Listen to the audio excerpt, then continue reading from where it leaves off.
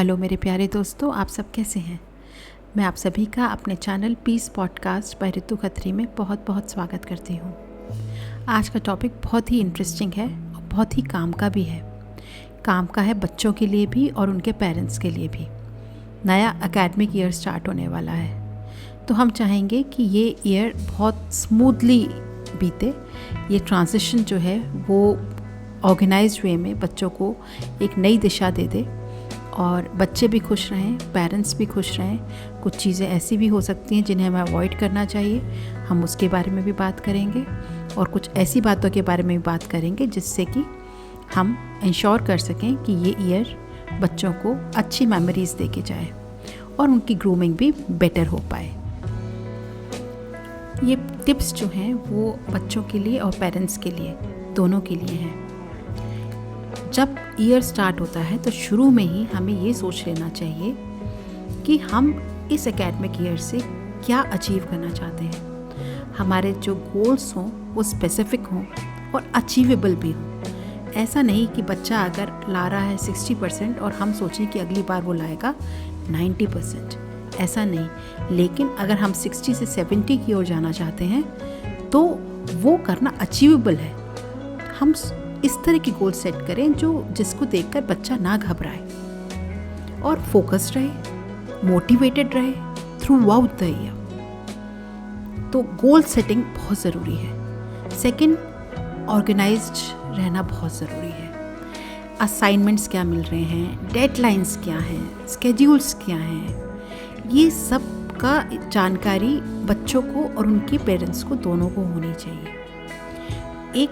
अगर आप एक अच्छे प्लानर हैं तो आप यकीन मानिए आप अच्छी तरह से अपने गोल्स को एग्जीक्यूट भी कर पाएंगे। और इससे क्या होगा, इससे आपका वर्कलोड जो होगा वो डिस्ट्रीब्यूट हो जाएगा। लास्ट मिनट का जो स्ट्रेस है वो नहीं होगा, है ना। अच्छी बात। चलिए, नेक्स्ट हो सकता है कि हम कुछ अच्छी स्टडी हैबिट्स बनाएं।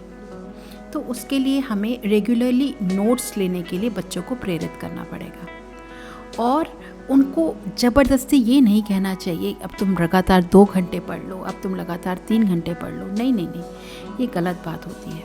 वो अगर थोड़े थोड़े गैप में पढ़ना चाहते हैं तो भी कोई बात नहीं है ना। वो अगर बहुत हायर ग्रेड्स में हैं तब तक वो समझ भी जाते हैं कि उसका रिक्वायरमेंट क्या है। लेकिन अगर वो छोटी ग्रेड में है तो अगर वो थोड़ी देर के लिए पढ़ के और एक छोटा सा गैप ले लेते हैं, एक रेस्ट पीरियड एंजॉय कर लेते हैं, तो कोई बुराई नहीं है, उन्हें ब्रेक लेना भी चाहिए। और इससे आप क्या देखेंगे, आप देखेंगे कि एकेडमिक ईयर में एक बिग डिफरेंस आ रहा है। वो सक्सेसफुल होने की तरफ जा रहे हैं। अब बच्चों को एक काम और करना चाहिए, अपने टीचर्स के साथ में एक अच्छी रिलेशनशिप बिल्डअप करनी चाहिए। अब टीचर्स इतनी वैल्यूएबल रिसोर्सेज होते हैं एकेडमिक सपोर्ट के लिए कि अगर हम उनका प्रॉपरली यूज़ नहीं करते हैं, उनके सपोर्ट सिस्टम को हम ऐसे ही व्यर्थ जाने देते हैं, तो ये कहीं ना कहीं एक बच्चे के लिए उसके हित में नहीं होता है। तो इनिशिएटिव इस तरह से होने चाहिए हमारे कि हम टीचर्स के सामने जाके थोड़ा खुल के बात करें और बच्चों को भी हम मोटिवेट करें कि वो भी टीचर से खुल के क्वेश्चंस करें। और जब भी उनको हेल्प चाहिए तो हेजिटेट ना करें। ये ना सोचें कि बाकी बच्चे क्या सोचेंगे उनके बारे में। हंसी का पात्र बनना कोई बुराई नहीं है। जब किसी ने अच्छा काम किया है तो उसके ऊपर एक बार तो दुनिया हंसी ही है। लेकिन अगर आपका कोई डाउट समय रहते ठीक होता है तो आपकी लाइफ के लिए एक अच्छा डिसीजन हो सकता है, एक अच्छी लर्निंग हो सकती है ये, और आपको ये मदद भी करेगी थ्रू आउट योर लाइफ। चलिए, नेक्स्ट बच्चे क्या कर सकते हैं, वो अपने आप को अच्छी तरह से इन्वॉल्व कर सकते हैं एक्स्ट्रा करिकुलर में। स्कूल कॉलेजेस में बहुत से क्लब्स होते हैं, उन क्लब्स में अलग अलग तरीके की एक्टिविटीज़ होती हैं, तो बच्चों को उन क्लब का पार्ट बनना चाहिए। और स्पोर्ट्स में अगर उनका इंटरेस्ट है तो उन एक्टिविटीज़ में पार्टिसिपेट करना चाहिए। इससे उनकी नई नई स्किल्स डेवलप होंगी, नए नए लोगों से उनकी मुलाकात होगी, नई फ्रेंडशिप्स बनेंगी, ओवरऑल एक्सपीरियंस जो है वो इन्हांस होगा, पर्सनैलिटी डेवलपमेंट प्रॉपर होगा। और हो सकता है कि कुछ चीज़ें जो अभी सीखी हों वो हमारी लाइफ में कभी काम भी आ जाए। आती भी हैं, तो क्यों ना हम और लोगों से मुलाकात का कोई एक नया ज़रिया ढूंढ लें स्कूल में। खैर, इसके अलावा हमें ये भी ध्यान देना है कि बच्चों को इस बात की गहराई पता हो कि उन्हें अपनी मेंटल हेल्थ और फिज़िकल हेल्थ का भी बहुत ज़्यादा ख्याल रखना है। उनको ढंग से सोना चाहिए, मतलब 7-8 घंटे की नींद लेना बहुत ज़रूरी है। अच्छी तरह से खाना पीना चाहिए, जब ब्रेक चाहिए तो वो लें। इसके अलावा एनर्जी जो है उनकी हमेशा बनी रहे। ऐसा नहीं कि 2 दिन बहुत अच्छे से पढ़ाई किया, तीसरे दिन टाइम फिस, ऐसा नहीं। थ्रू आउट ही for the whole academic year उनकी कंसिस्टेंट अगर परफॉर्मेंस रहती है तो उसका इम्पैक्ट आपको एंड में ज़रूर दिखेगा, और इससे वो उनका जो फोकस है वो हमेशा बना रहेगा, क्योंकि वो कहीं ना कहीं मोटिवेटेड रहेंगे। अपना उनका खुद का जो बिहेवियर पैटर्न में जो चेंज आ रहा है वो ही उनको मोटिवेटेड रखेगा। अब क्या क्या चीज़ें हैं जो बच्चों को और पेरेंट्स को अवॉइड करनी चाहिए जिससे कि उनकी किसी भी प्रकार की ग्रोथ में कोई हिंड्रेंस ना आए। तो पहला हो सकता है कि अपने असाइनमेंट्स को लास्ट मिनट तक नहीं डिले करें और उसको ब्रेक डाउन करने में पेरेंट्स मदद करें बच्चों की। सेकेंडली कि ओवर कमिटमेंट ना हो। ऐसा ना हो कि बच्चे इतने ज़्यादा पैशनेट हो जाएं अपने एकेडमिक्स में कि और चीज़ों को भूल जाएं, सोशलाइज़ करना भूल जाएं, लोगों से मिले जुले नहीं, क्लब्स में इंडल्ज ना हो और अपनी कोई भी एक्स्ट्रा करिकुलर एक्टिविटी में उनका पार्टिसिपेशन ही ना नज़र आए।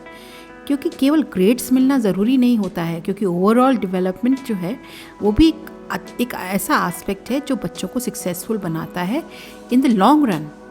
नेक्स्ट, डिस्ट्रैक्शंस जो हैं हमारे इन दिनों इतने ज़्यादा डिस्ट्रैक्शंस हैं कि हमें उनसे बचना आना चाहिए। अगर हम खुद बच पाएंगे तो हम अपने बच्चों को भी बचा पाएंगे। सोशल मीडिया जो स्मार्टफोन्स पे है वो गज़ब ढा रहा है आजकल, उससे बच्चों का फोकस जो है वो लूज़ कर रहे हैं उस फोकस को और अपना टाइम वेस्ट कर रहे हैं ज़रूरत से ज़्यादा। इंटरप्शंस हैं वो, उन इंटरप्शंस को से दूर रह पाए उसके लिए ज़रूरी है कि उनके नोटिफिकेशंस वगैरह को टर्न ऑफ कर दीजिए, उनके मोबाइल को कभी कभी फ़्लाइट मोड पे डाल दीजिए और उनकी दूरी बनवाइए। कब उनसे कहिए कि आपका जो आईपैड है वो थोड़ी देर वेट कर सकता है, आपको अगर 1 घंटे के लिए चाहिए तो आप 1 घंटे के लिए उसको यूज़ कीजिए। ऐसा नहीं कि थ्रू आउट ही आप उसको यूज़ कर रहे हैं और आपके इंटेलिजेंस जो है for your academic year is almost nil. ये सही तरीका नहीं है। बच्चे आजकल स्किप भी बहुत करते हैं क्लासेस, उनके नेटवर्क इस तरह से ख़राब हो जाते हैं कई बार कि आप देखेंगे कि वो घर से तो निकलता है अपने स्कूल के लिए, लेकिन वहाँ ना पहुंचकर वो कहीं और ही चला जाता है। कुछ स्कूल्स ऐसे हैं जो इस बात का प्रॉपर ध्यान रखते हैं, माँ बाप को अलर्ट करते रहते हैं, लेकिन कई बार ऐसा होता है कि स्कूल्स यहाँ पे अगर वो एक लैग रह जाए तो बच्चों के ऊपर इम्पैक्ट बहुत बुरा हो सकता है। तो ये बंक मारना बिल्कुल भी ना, ताकीद कर दीजिए कि ये बंक मारना नहीं चलेगा। अगर आप क्लास के लिए निकले हैं तो आपको क्लास में ही जाना है। नेक्स्ट, ओवरऑल जो क्लास में बच्चे पढ़ते हैं वो ज़्यादातर सफिशिएंट होता है, लेकिन पेरेंट्स क्या सोचते हैं कि देखा दिखाई उनको ज़बरदस्ती ये कोचिंग क्लास, वो कोचिंग क्लास, ये ट्यूशन, वो ट्यूशन, बहुत ज़्यादा तंग करते हैं पेरेंट्स। तो इतना ज़रूरी नहीं होता है। अगर एक आध कोई सब्जेक्ट ऐसा होता है बच्चे का जिसमें उसको लगता है कि प्रॉपर गाइडेंस चाहिए है और या फिर उसके अंदर एक रेगुलरिटी होनी चाहिए, तो उसको ज़रूर ट्यूशन्स या कोचिंग ज्वाइन करनी चाहिए। हर सब्जेक्ट के लिए ट्यूशन या कोचिंग की कोई आवश्यकता नहीं है। आप भागिए मत, दुनिया के पीछे मत भागिए। एक दिन अगर आपका ढर्रा सही रहा, आपकी दिशा सही रही, तो दुनिया आपके पीछे भागेगी। देखा दिखाई मत कीजिए, ऐसा करने से आपके बच्चे के ऊपर एक ख़राब इम्पैक्ट हो सकता है।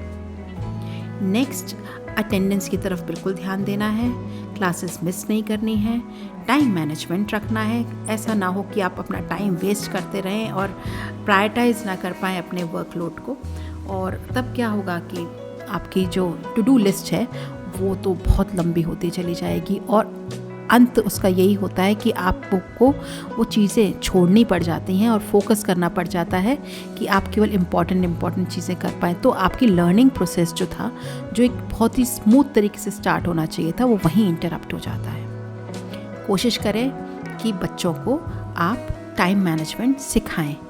एक चीज़ और जो मैं बहुत इम्पॉर्टेंट लगती है और मैं यहाँ पे कहना चाहती हूँ कि पेरेंट्स चाहते हैं कि उनके बच्चे की लाइफ में कोई स्ट्रगल ना हो। ऐसा मत कीजिए। बिजली का कौंधना या हवाओं का चलना, पोलन का इधर उधर गिरना, एक पौधे को जर्मिनेट होने के लिए, उसमें अंकुरन होने के लिए और सुंदर गेहूं की बालियां फूटें, उसके लिए ये सब भी ज़रूरी है। तो बच्चे की फुल ग्रूमिंग के लिए कुछ स्ट्रगल्स ऐसे होते हैं जो उनकी लाइफ में आते हैं। उससे अगर वो दूर भागेगा और पेरेंट्स चाहेंगे कि उनकी लाइफ बिल्कुल स्ट्रगल फ्री हो जाए, तो ये बच्चे की सेहत के लिए सही नहीं है। आप उसको चाहते हैं कार में छोड़ के आते हैं, कार में लेके आते हैं, फिर उसके आगे पीछे घूमते रहते हैं, उसके होमवर्क्स जो है वो आप पता कर रहे हैं, टीचर्स से आप बार बार इंटरेक्ट कर रहे हैं। ये काम बच्चों को करने दीजिए। बच्चे हैं ना, वो आपने भी तो किया था वो काम। तो आप बच्चों को इस तरह से क्यों अपने ऊपर डिपेंडेंट बनाना चाहते हैं? तो कृपया करके ऐसा ना करें। बच्चों को सेल्फ डिपेंडेंट बनाएं और देखें कि बच्चा एक सभ्य नागरिक बनकर तैयार हो जाएगा। तब आपको गर्व होगा कि आपने एक ऐसे बच्चे को जन्म दिया था जिसके नाम से अब आपको पहचाना जाता है ना? ये अच्छी बात। आपको मेरे पॉडकास्ट कैसे लग रहे हैं मुझे ज़रूर बताएं। मेरे चैनल को सब्सक्राइब करें, मेरे वीडियोस को लाइक करें, शेयर करें, कमेंट करें। ईश्वर अपना अनुराग आप सभी पर बनाए रखे। बहुत बहुत धन्यवाद। बहुत जल्द ही आपसे एक नए टॉपिक के साथ में मुलाकात होगी। तब तक के लिए बाय बाय।